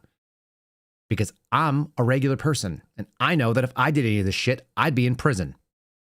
I know I didn't do anything wrong because I'm not in prison. That's how I know, and it still may not keep me out. So there you go, folks. Fairly incredible. I'm not meaning specifically to point out that everything is jacked up, because if you go out in your life, it's actually pretty decent. You can still get a bacon cheeseburger, even though it's twice as expensive as it should be. You can still go out and hang out with your kids, which is what I'm going to do. You can still ride bikes in the cul-de-sac or go for a walk on the trail. Like, the world is still decent out there. It just means that we're constantly being surveilled, and like the government may come kill us one day, but today it's probably okay. And when it all shuts down, which it does occasionally, when we do end up having those government shutdowns, nothing freaking happens. Your world does not end when the federal government stops doing its job. And that's how I know it doesn't matter that much. There's an immediate failsafe. Just like when my internet connection is supposed to die, another one kicks in. It's the same deal. If the federal government is not doing its job, guess what? We have the state government. If the state government's not doing its job, you probably have a county. And then you might even have a city. We have layer upon layer upon layer of redundancy keeping our way of life in check. But we have so many of those layers that the ones at the top think they don't have to do their job, they can do something else, which is scumbaggery. And that's what I'm railing against. I don't want it. Less government equals better government to me. Government's the worst answer to every problem, including when it's the only answer. So give me far less of it than necessary, please. I'd rather deal with dangerous liberty and freedom. I'd rather not be force-fed some garbage that the baffling and befuddling bevy of bad guys running around in the dangerous dark desert is entertainment for me. How about catch the guy or don't catch the guy? At the end of the day, we're talking about an 84-year-old woman who is the mother of someone quite wealthy and lives in a really nice compound in the desert. She should get the same treatment as everybody else, and I don't need the president of the United States briefed on it. And I sure shit don't need the FBI director out in Tucson pretending like he's got the answer and knocking down the door of Consuela and whatever that guy's name was. Carlos, the guy who wants to make sure his house is okay. So he checks on the door. All right? It's actually not that hard. Stick around for the American Radicals podcast. If you guys are watching on YouTube, you guys can find him. It's YouTube at AmRadPod. If you're watching on Rumble, it's rumble.com/AmRadPod, AMRADPOD, for the American Radicals podcast. That's my buddy Steve Friend. I don't know what he's talking about today, but I know he'll have a different perspective, and he's also funny and has interesting thoughts. Brighten your mind, expand your horizons, listen to people that say things that are maybe not the approved narrative. Nobody pays us to say one thing or another. If you guys are watching, I appreciate it. Make sure you've liked the video. Here's what it looks like. Rumble, I just go around the corner. Above me, Rumble. To the right of me, X. I get no benefit from X, but watch there if you like. No big deal. YouTube, it's on the other way, isn't it? It's over here. No, it's over there. I got a point on the right side. YouTube, check them out. Check it there. Make sure you subscribe to the channel. Give us a like. Tune in. Become a member of the channel on YouTube. Become a member or a subscriber on X. Become a subscriber over on Locals at KyleSeraphin.com, and we can do the call-in show. Tonight, 8 p.m., we'll take calls. I want to hear what you have to say. We might even cut down the format because I'd like to hear more people's thoughts, maybe do like 5 minutes.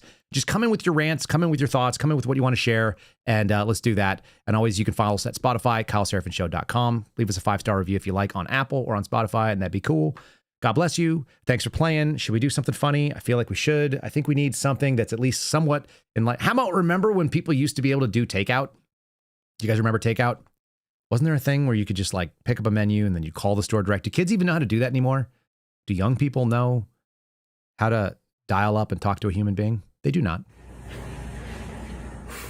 That is not what I was looking for. There it is. Yo, man, what do you want to do for food? There's like nothing to cook in the house. Man, should we just do like Uber Eats or DoorDash again? It's just so expensive, you know, like all the extra fees and stuff. For real, no, it really adds up. I just wish there was like a cheaper way to order food. What if we use our phone to call the restaurant directly, tell them our order, and let them bring it to us? Who the hell are you? Where'd you come from? Wait, call the restaurant and what, like talk to like an AI agent or? What if a real human being will pick up the phone and take home bypass the fees. Straight to the honeycomb. Cut out the middleman. You can't just call them, so how would we pay? We will trust them and verbally share our entire credit card number, expiration date, and security code over the phone. Oh, great. Really? Or pay cash. It's like so pure. It sounds like a huge hassle and dangerous, so man, let's just order on an app like ancestors used to. We had a whole kitchen drawer full of menus. Wow, he's lying. You know that? Probably high out of his mind. Invest a little social capital. Cut costs. And then we enterprise. Who's we? Figure we save 20% of our earnings. You're not actually going to call for delivery, are you? Save up. Buy a little towboat. What's going on? Start tramping up and down Little Miss. Stop it, okay? I don't want to. You don't have to be scared. I'm not scared. I just don't feel like calling. It's okay to call someone. Take a chance. What if it's awkward? What if I mess up the order? What if it all goes wrong? What if it all works out? What if it's everything that you've ever wanted?